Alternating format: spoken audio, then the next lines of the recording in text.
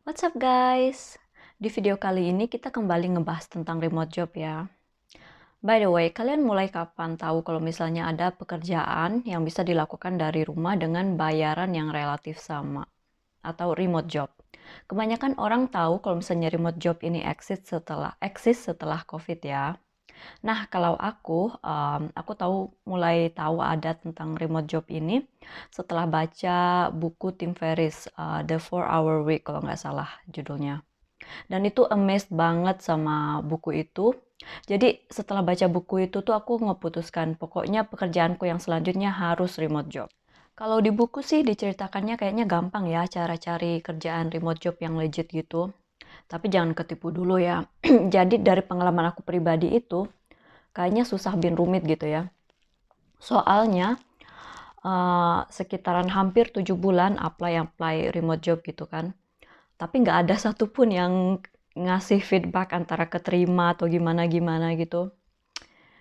Untungnya di saat 7 bulan aku aktif cari-cari remote job itu aku belum sempat resign dari kerjaanku yang lama gitu ya. Nah setelah itu aku putuskan buat resign karena juga aku perlu buat pindah negara. Dan aktif banget nyari-nyari remote job. Dan untungnya setelah 2 bulan resign, aku bisa dapat kerjaan remote job yang real, yang bisa aku lakukan dari rumah ya. Dan bedanya banyak banget. Jadi mulai hemat waktu, terus itu nggak perlu dandan, nggak perlu pakai baju rapi-rapi, terus kadang juga nggak perlu mandi.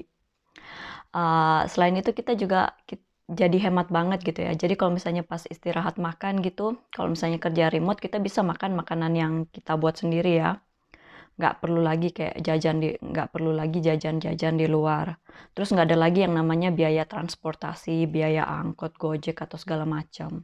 Itu kalau misalnya kita berhasil ngedapatin kerjaan remote job yang real, yang legit gitu ya. Kalau nggak, nah jadi aku ngebuat konten ini tuh buat teman-teman, khusus buat teman-teman yang lagi yang berminat buat ganti ke kerjaan remote job ya.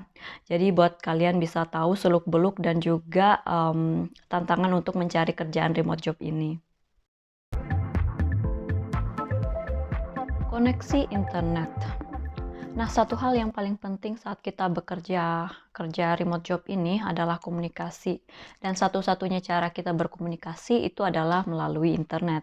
Jadi pastikan kalian punya koneksi internet yang lumayan bagus, dan jangan kaget kalau misalnya ada perusahaan yang mengharuskan kalian punya koneksi internet lewat Ethernet, bukan WiFi atau modem gitu ya. Tapi tergantung juga sih dari tipe kerjaannya yang seperti apa atau perusahaan yang seperti apa. Nah, jadi buat teman-teman yang mungkin berangan-angan bisa kerja sambil liburan di pantai, sepertinya kerjaan yang mengharuskan koneksi internet kita lancar itu kurang cocok ya. Yang kedua, lokasi. Walaupun biasanya remote job itu terbuka buat seluruh penduduk di bumi ya, tapi ada juga yang mengharuskan tinggal di daerah tertentu atau di time zone tertentu, biasanya untuk mengikuti business hours. Yang ketiga, banyak scam. Jadi yang namanya remote job ini kebanyakan yang buka lowongan adalah perusahaan-perusahaan yang kita nggak pernah dengar sama sekali nama perusahaannya ya. Nah, buat menghindari scam ini kalian cuma perlu ingat satu pesan penting, yaitu jangan pernah transfer uang ke rekening mereka dengan apapun alasannya itu. Basic IT skill. Jadi walaupun kalian nggak apply buat IT atau apapun itu nama asingnya, kalian juga perlu buat punya sedikit IT skill yang mungkin kalian perlukan untuk kerja sendirian ya. Walaupun di perusahaan-perusahaan itu ada biasanya IT team yang bakalan nge-guide kalian buat biasanya install aplikasi atau apa gitu. Tapi nggak jarang kalian diminta untuk solve problem kalian sendiri. Jadi bahkan biasanya ada juga perusahaan yang ngeharuskan kalian lolos di tech knowledge sebelum diterima ya. Masalah bahasa. Pastinya syarat umumnya untuk bisa kerja remote job biasanya adalah bahasa Inggris ya. Tapi kalau misalnya kalian bisa fasih berbahasa asing yang lain, itu pasti ada nilai plus-plusnya ya. Masalah gaji. Ini khusus buat teman-teman yang tinggal di Indonesia ya. Karena sistem perbankangan kita itu belum ada kode SWIFT atau IBAN-nya. Jadi kebanyakan perusahaan-perusahaan itu mereka transfernya lewat Payoneer atau PayPal. Dan biasanya ada potongannya ya. Selain itu juga saat kita mau cairin ke rekening kita pribadi, kayaknya agak-agak susah ya. Aku belum pernah sih, tapi kata kakak aku karena dia juga kerja remote job dan dibayarnya lewat PayPal, katanya sih agak susah gitu katanya dia.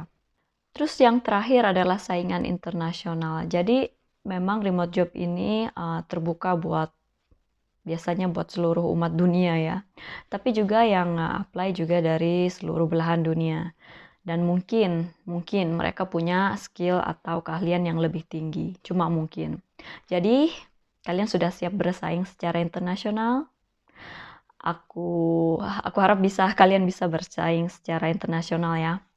Dan untuk video kali ini selesai sampai sini aja. Semoga aku bisa ngebahas lagi di lain kali untuk masalah remote job.